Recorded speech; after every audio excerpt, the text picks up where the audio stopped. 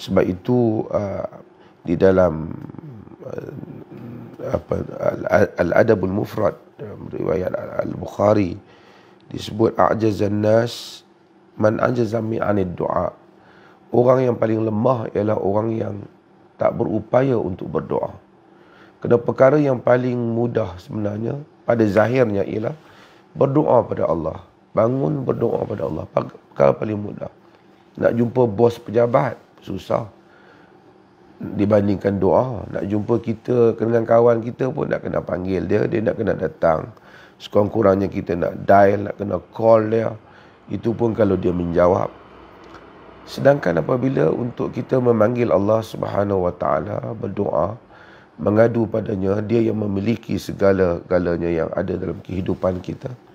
Hanya dengan kita menyebut Ya Rabb, Allahumma, Ya Rabb, Ya Allah Tuhanku, Ya Allah, dia mendengar kita di mana saja kita berada, kan, pada apa saja waktu pun, selagi mana dalam keadaan terhormat kita memanggil Allah Jalla wa'ala, dia mendengar kita. Sebab itu orang yang paling lemah ialah orang yang gagal untuk berdoa. Dan seperti mana yang telah saya sebut dalam siri-siri yang lepas, kadang-kala Allah jadikan sebahagian manusia ni, dia berupaya untuk pergi jumpa orang tu, merayu kat orang tu dengan baik. Kalau dia ada hajat ataupun keperluan dia, pujuk orang tu, pujuk orang ni. Tapi malangnya dia gagal untuk mengangkat tangan berdoa kepada Allah Subhanahu Wa Taala dengan penuh kerendahan diri sebagai seorang hamba, berdoa kepada Allah supaya Allah memustajabkan doanya. Sebab itu orang yang gagal untuk berdoa ni, na'udzubillah, seakan-akan Allah tutup di dalam jantung hatinya daripada jalan untuk hadir dalam keadaan khusyuk dan tadarru' di hadapan kebesaran Allah Jalla wa'ala dan meminta pada Allah.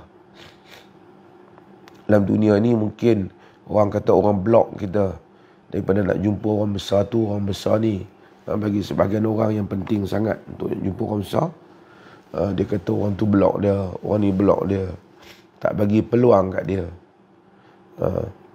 Itu manusia yang buat. Allah Ta'ala tak ada. Dibenarkan semua hamba-Nya boleh berdoa padanya. Tetapi kalau ada hamba tu yang tak dicampakkan dalam diri dia, hatta perasaan ingin berdoa pun kepada Allah Jalla wa'ala, ini adalah hamba-hamba yang dahsyat. Seolah-olah Allah telah Allah tak sudi kerana barangkali ada hal-hal yang dilakukan di dalam hidup dia.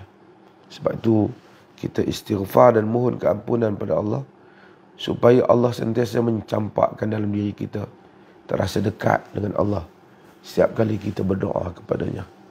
Dan ini adalah hal yang penting dalam kehidupan kita. Kalau orang-orang lain tak nak terima kita, tak apa. Ini semua dunia sekejap saja.